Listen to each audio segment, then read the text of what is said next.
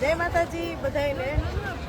તો અત્યારે અમે લંડન બ્રિજ ઉપર છીએ અને અત્યારે થઈ ગયો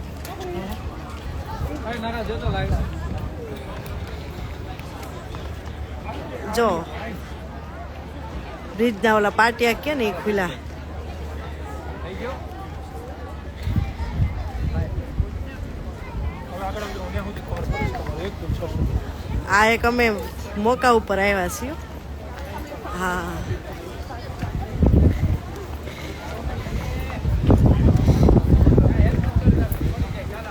જય માતાજી બધાય.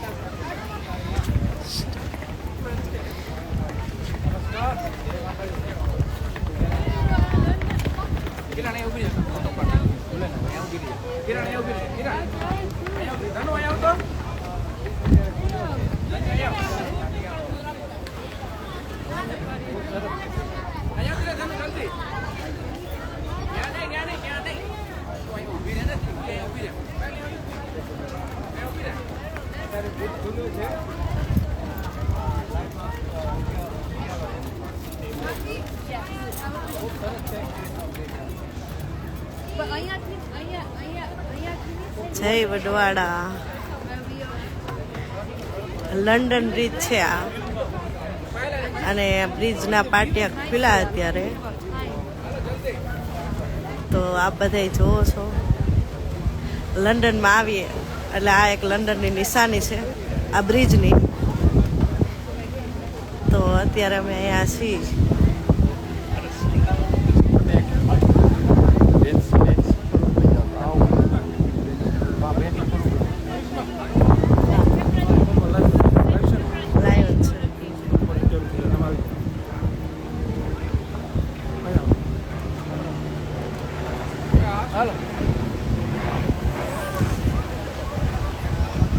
મોજ છે રશ્મિતાબેન ને, મોજ છે લંડન ની ધરતી ઉપર. એન્જોય.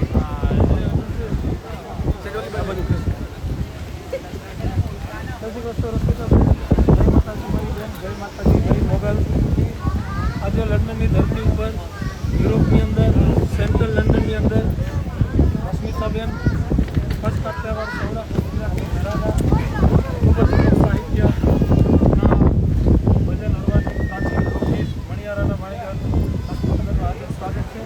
સેન્ટ્રલ લંડનની અંદર રશ્મિતાબેન અહીંયા ઉપસ્થિત છે અને આ ટાવર બી પૂણે છે. આજે Tower of London, Central London, Trafalgar Square, Madame Tussauds બધાની વિઝિટ કરી અને વેસ્ટ મિનિસ્ટરની પણ. અને સાથે અમારા બિરજુભાઈ બારોટ જેનો વિશ્વની અંદર ડંકો છે. બંને ભાઈ બહેન અહીંયા ઉપસ્થિત છે. જય માતાજી. તો રશ્મિતાબેનને પૂછ્યું, રશ્મિતાબેન તમારો પહેલો અનુભવ તમને કેવો લાગ્યો? ખૂબ જ સારું. અહીંયા જો કે આ લંડનની નિશાની છે બ્રિજ ઉપર આવી અને અદ્ભુત આ નજારો અમારા નસીબમાં લખ્યો હતો એટલે આ બ્રિજ ખુલ્યા એટલે ખૂબ આનંદ છે. અને બિરજુભાઈનો પ્રશ્ન પૂછીશ કે ભારતની સંસ્કૃતિ અને વિદેશની અંદર આપણા જે ભારતીયો રહ્યા છે એમાં તમને ક્યાંય તફાવત લાગ્યો? એવું લાગે છે કે આપણે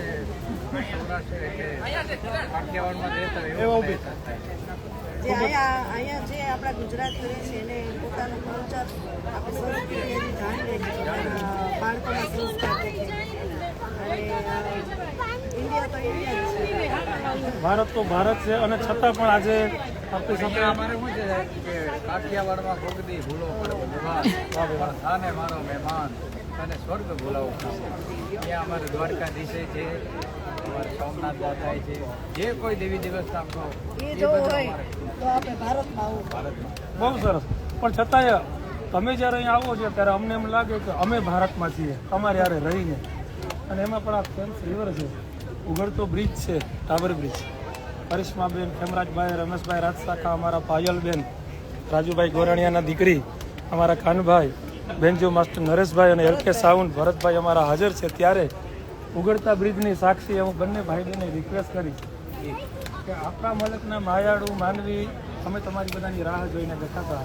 તમારો સુંદર સ્વર અમારા ફોલોવર્સ, અમારા ચાહકોને બે ભાઈ બહેન સંભળાવે કે અમારી યાદગાર આ જીવનની. આપણા મલકના માયાળુ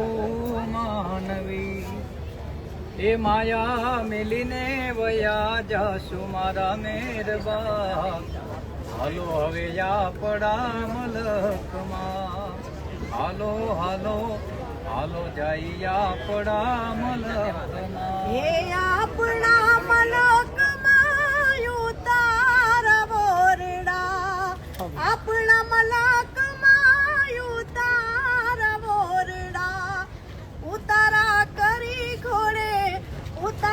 કરી ઘોડે ચડશું મારા મહેરબાન હાલો ને આપણા મલક મારે હાલો હાલો હાલો ને આપણા મલકમાં. તમે અમને બોલાવ્યા આપણા મલકમાં. અમે શિયાળામાંથી આવવાના છે અને એ ખેતર, એ વરસાદ, એ ચોમાસાની સુગંધ જ્યારે અમે તમને જોઈએ ત્યારે અમને એમ લાગે કે અમે ભારતમાં છીએ. પણ આ વખતે બેન અને ભાઈ બિરજુભાઈ એક બહુ મોટો અફસોસ ઘણા બધા સાંભળનારાઓને રહી ગયો છે, કારણ કે અહીંયા ઉનાળાનું વેકેશન બધા હોલિડેમાં બહાર અમારા 7 સ્ટારની ઈચ્છા છે કે આવતા વર્ષે પાછો આપણે અતિ ભવ્ય ડાયરો કરીએ. તમારી રિક્વેસ્ટ છે કે આપણે આવતા વર્ષે પાછો ખૂબ જ સારી રીતે એમાં આપણે દીપકભાઈને પણ યાદ કરીએ, ભારતથી આપણા દિલીપભાઈને પણ યાદ કરીએ કે તમારી ખોટ છે અહીંયા અને તમારી ખોટ છે એ તમારા વગર કોઈ પૂરી નહીં શકે. માટે દિલીપભાઈ, દીપકભાઈ અમે આવતી સાલ જ્યારે અને બાપુ અમે આવતી સાલ આવીએ ત્યારે અમારે દીપકભાઈ હારે છે અને દિલીપભાઈ 100%. એટલે દીપકભાઈ, દિલીપભાઈ અને બધા ભાઈઓ આવે તો એની પાસેથી અમને ઘણો લાભો મળશે અને અમને તમારે કોઈ જાતની વ્યાધિ નહીં રહી. પણ છતાં પણ આપણે દીપકભાઈને, દિલીપભાઈને યાદ કરીને કહીએ કે એમની ખામી તો અમે ના પૂરી શકીએ, પણ જે કાંઈ પણ અમારી પ્રયાસ થયો તમારા દિલીપભાઈને તમે કેમ આનંદમાં રહીએ, તો આશા રાખે કે આ વખતે તમે થોડીક મજા આવી હશે પહેલા પ્રયાસમાં. હે અને આ બ્રિજ છે સામે, સાથે અમારા કરિશ્માબેન છે અને બધા ફોલોવર્સને તમે એક નાનો મેસેજ આપી આવતા વર્ષમાં મળીએ આપણે પાસે. મારા તરફથી જય માતાજી. બેનભાઈ એક કરી મારા પાસે સોરી બસ આવતા વર્ષે આપ જો મોગલમાંનો હુકમ છે હુકમ હશે તો જરૂરથી જરૂરથી ચોક્કસ વધારશું. આવશે.